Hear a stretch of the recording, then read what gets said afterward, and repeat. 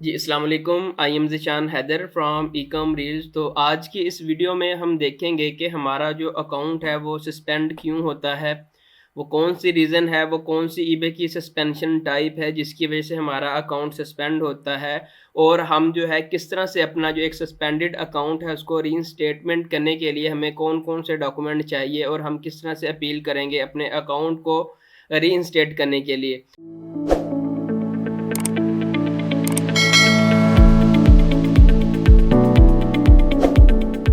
तो सबसे पहले हम इसकी टाइप के ऊपर डिस्कशंस कर लेते हैं कि इसकी कितनी किस्म की टाइप होती हैं और हर टाइप का क्या फंक्शंस है, किस वजह से हमारा अकाउंट जो है वो सस्पेंड होता है। अगर हम सबसे पहले इसकी टाइप की बात कर लें, जो कि एक इसकी नॉर्मल टाइप है, जो कि रीइंस्टेट ईज़िली हो जाता है, उसमें ईबे आपको टेम्परेरीली रिस्ट्रिक्ट कर देता है। आपको टेम्परेरीली रिस्ट्रिक्ट कर देता है, जिसकी वजह ये होती है कि आपने ईबे की फीसेस नहीं दी होती। फीसेस का मतलब क्या है? अगर मैं अपने इस ईबे स्टोर के ऊपर आऊँ, जैसे ही मैं इस स्टोर के ऊपर आता हूँ, तो मैंने कुछ लिस्टिंग की होती हैं, मैंने इसकी शॉप बाय नहीं की होती। तो फीसेस का मुराद ये है कि अगर मैं एक लिस्टिंग क्रिएट करता हूँ, तो इसकी जो फ़ी है, वो इंसर्शन फ़ी इतनी पड़ेगी, ठीक है? एक ये फीसेस के अंदर आएगा और दूसरा उसके बाद अगर मैंने कोई भी इसकी शॉप सब्सक्रिप्शंस बाय की है, फॉर एग्ज़ाम्पल मैंने इसका बेसिक जो प्लान है, वो मैंने परचेज़ किया है और उसकी 25 जो पाउंड पेंस जो इसकी फ़ीस बनती है वो अगर मैंने अदा इनको नहीं की तो मेरा अकाउंट जो है ये रिस्ट्रिक्ट कर देंगे, ये टेम्परेरीली तौर पे रिस्ट्रिक्ट कर देंगे। जब हम अपनी फ़ीसेस क्लियर कर लेंगे तब ये हमारा अकाउंट जो है वो रीइंस्टेट हो जाएगा। उसके बाद आता है सेलिंग कॉस्ट, ईबे रिफंड अ बाय। मतलब हमने फ़ीसेस के ऊपर बात तो कर ली, लेकिन ये सेलिंग जो कॉस्ट है इसका क्या मतलब है? फॉर एग्ज़ाम्पल मैं अपने ईबे के स्टोर के ऊपर आया हूँ, जो मैंने लिस्टिंग क्रिएट की थी, अगर ये वाली आइटम सोल्ड होती है, कोई भी कस्टमर यहाँ से इस आइटम को परचेज़ कर लेता है,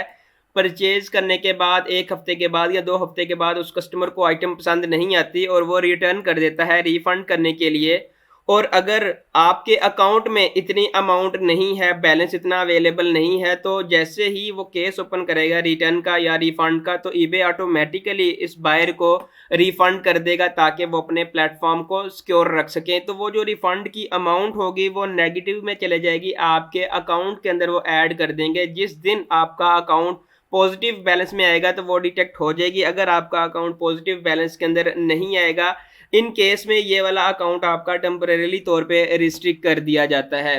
उसके बाद थर्ड जो हमारा ऑप्शंस है उसमें आता है due to third party tools.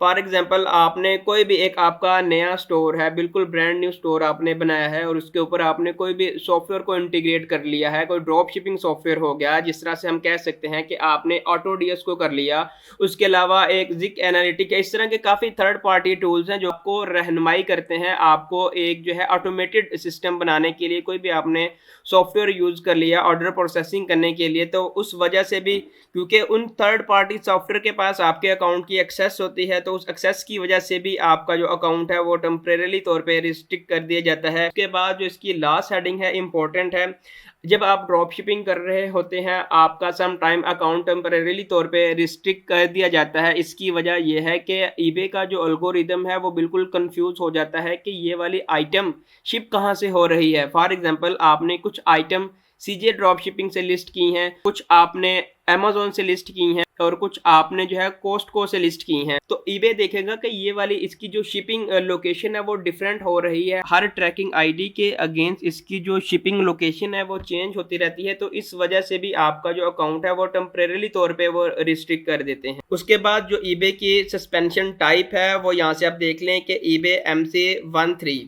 ये एक यूजुअली हर बंदे को देखना पड़ जाती है। ये वाली थोड़ी सी ट्रिकी है, ऐसा नहीं है कि हम इसको जो है अपील नहीं कर सकते, ये अपीलेबल है। हमारा अकाउंट जो है वो रीइंस्टेट भी हो सकता है। इसमें हमें कौन कौन सी प्रॉब्लम्स का फेस करना पड़ेगा? सबसे पहले हमारा जो अकाउंट है परमानेंटली इसके जो रोबोट हैं वो सस्पेंड कर देते हैं परमानेंटली। ये वाली जो टाइप है इसमें ईबे के रोबोट आपके अकाउंट को सस्पेंड करते हैं। ये वाला जो टाइप है इसमें ईबे का जो डेडिकेटेड टीम होगी, ईबे के अकाउंट मैनेजमेंट की जो टीम है वो मैनुअल आके आपके अकाउंट को सस्पेंड करेंगे, रिस्ट्रिक्ट करेंगे। ये वाला जो मेथड है ये टोटली ईबे का जो एल्गोरिदम है, ईबे के जो रोबोट है वो आपके अकाउंट को चेक कर रहे होते हैं।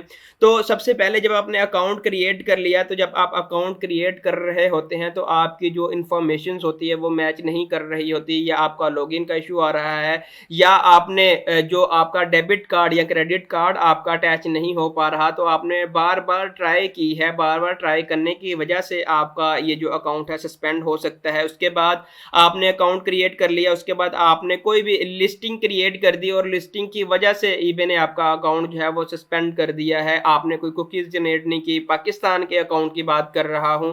अगर आपका यूके का अकाउंट है तो ये वाला सिनेरियो नहीं होगा। अगर अकाउंट सस्पेंड होगा तो आपने कोई भी ईबे की जो वेरीफाइड ऑनर की लिस्टिंग है वो आपने लगा दी, या आपने कोई यूज्ड ऐसी आइटम लगा दी जो कि ईबे अलाउ नहीं कर रहा।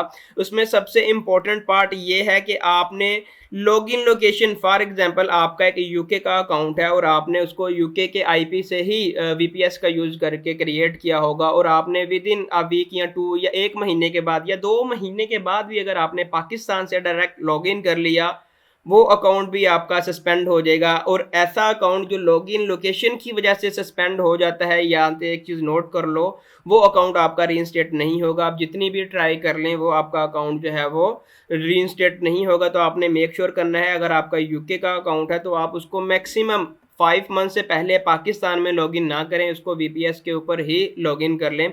उसके बाद ड्यू टू कार्ड, मैंने यहाँ से बताया है कि अगर आपका यूके का अकाउंट है तो आप पाकिस्तान का कोई भी क्रेडिट डेबिट कार्ड इस्तेमाल ना करें परचेजिंग करने के लिए। अगर आपका जो ईबे का सेलिंग अकाउंट जो कि आपने यूके की मार्केट के अंदर बनाया है, तो आप जब भी ऑर्डर प्रोसेस कर रहे होते हैं तो आप ट्रांसफर वाइज का यूज़ कर लें, पेपर का यूज़ कर लें, पाकिस्तान का कोई भी डेबिट कार्ड यूज़ ना करें, क्योंकि ईबे उसको एक्सेप्ट नहीं करता। अगर आपका टोटली बाइंग अकाउंट है फिर आप पाकिस्तान के डेबिट क्रेडिट कार्ड यूज़ कर लें, वो एक्सेप्टेबल हैं। लेकिन सेलिंग के लिए ईबे के रोबोट बिल्कुल कंफ्यूज हो जाते हैं कि ये वाला अकाउंट पाकिस्तान से ऑपरेट हो रहा है, बना तो यूके की डिटेल में है, चल भी यूके की डिटेल में रहा है, यूके के आईपी से ही चल रहा है, लेकिन जो कार्ड की एक्टिविटी है, जो बाइंग की एक्टिविटी है, वो पाकिस्तान का बिलिंग एड्रेस है, पाकिस्तान का कार्ड यूज करके हो रहा है, तो आपका account on the spot suspend हो जाएगा। ये वाले दो जो टॉपिक हैं बहुत इंपॉर्टेंट है। इन केस में आपका अकाउंट जो रीइंस्टेट होने के चांसेस बहुत कम है, तो ये आपने मेक श्योर करने के वाली 2 मिस्टेक आपने नहीं करनी।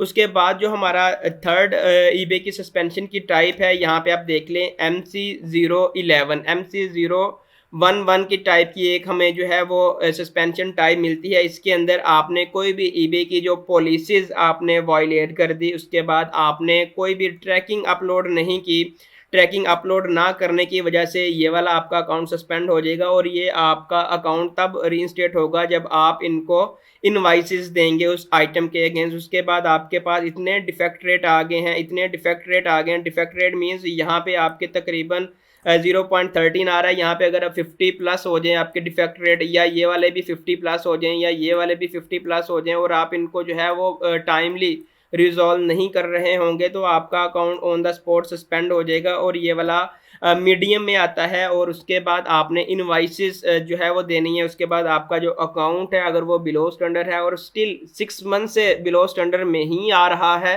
तो आपका अकाउंट जो है वो रिस्ट्रिक्ट हो सकता है, और उसकी जो टाइप होगी वो इस कैटेगरी में फॉल कर रही होगी, MC011 की जो टाइप है उसके अंदर फॉल कर रही होगी। उसके बाद हमारी जो फोर्थ ईबे की सस्पेंशन टाइप है वो है ईबे MC09। ये किस वजह से आती है? ये बेसिकली जब आप अकाउंट क्रिएट कर रहे होते हैं तो आपके बैंक अकाउंट की डिटेल और आपकी पर्सनल या बिजनेस डिटेल आपस में मैच नहीं कर रही होती। फॉर एग्जांपल आपका जो पियोनियर का अकाउंट है वो ABC के नाम से है, लेकिन आपका जो ईबे का अकाउंट है वो XYZ के नाम से है, तो दोनों डिटेल आपस में मैच नहीं कर रही। तो इस केस में आपको ईबे की जो सस्पेंशन टाइप है वो MC09 शो होगी, और इसको भी रीइंस्टेट करना बहुत मुश्किल हो जाता है। अगर आपका अकाउंट एक बार जो रिस्ट्रिक्ट हो गया, सस्पेंड हो गया, तो आप इसकी डिटेल को दोबारा यूज़ करके नया अकाउंट नहीं बना सकते। तो आपने मेक श्योर करना है कि आपके पास पियोनियर का वेरीफाइड अकाउंट होना चाहिए, आपकी डिटेल 100% एक दूसरे के साथ मैच करनी चाहिए इस सस्पेंशन से बचने के लिए। उसके बाद जो हमारी लास्ट ईबे की सस्पेंशन की टाइप है वो आप यहाँ से देख लें, ईबे MC067। ये वाली बहुत इंपॉर्टेंट है। कुछ लोग जो है लिस्टिंग को कॉपी पेस्ट करते रहते हैं, ब्रांडेड लिस्टिंग होती है, उनको आइडिया भी नहीं हो रहा होता है। फॉर एग्जांपल मैं किसी भी वेबसाइट के ऊपर गया हूँ, किसी भी वेबसाइट के ऊपर गया हूँ, किसी भी वेबसाइट के ऊपर जाने का मकसद ये है कि आउटसाइड द ईबे अगर मैंने लिस्टिंग क्रिएट कर दी, कोई नाइक कर दी, कोई भी ब्रांड मैंने लिस्ट कर लिया जिसने जो कि अलाउ नहीं करता आपको लिस्टिंग क्रिएट करने के लिए, तो आपने आउटसाइड द ईबे भी अगर लिस्टिंग क्रिएट कर ली तो वो ब्रांड को पता चल जाएगा कि इसने मेरी आइटम जो है वो लिस्ट कर ली है, तो वो आपको क्लेम करेगा, आपके ऊपर स्ट्राइक डालेगा, तो उसकी वजह से आपका अकाउंट जो है वो रिस्ट्रिक्ट हो जाएगा, सस्पेंड हो जाएगा। उसके बाद VERO का मतलब ये है कि एक वेरीफाइड ओनर है और उसका ट्रेडमार्क रजिस्टर्ड है ईबे के साथ। आपने उसकी कोई बाई मिस्टेकली लिस्टिंग कर दी या आपने कोई अपनी आइटम स्पेसिफिकेशंस के अंदर कोई ऐसा उसका टैग या उसका कोई ब्रांड नेम या उसकी कोई लिस्टिंग का नेम आपने यूज़ कर लिया, तो कोई कीवर्ड आपने यूज़ कर लिया, उसकी वजह से आपकी लिस्टिंग भी रिमूव हो जाएंगी और आपका अकाउंट भी रिस्ट्रिक्ट हो जाएगा।